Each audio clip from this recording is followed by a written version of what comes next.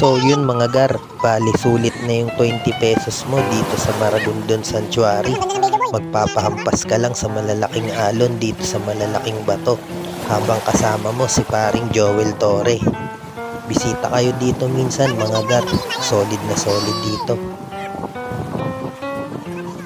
By the way, ito pala yung part 2 ng video ko dun sa nakaraan.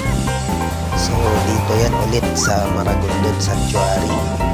Ang saya na namin dito mga gar, kahit nandito lang kami sa gilid ng mga bato. Marami ng stress at pagod ang naalis sa amin. Try nyo rin to minsan mga gar. Kahit sa mga simpleng lugar na tulad nito, ay tsak na masisiyahan na kayo.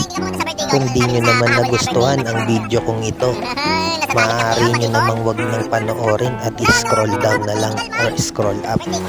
Maraming salamat mga gar.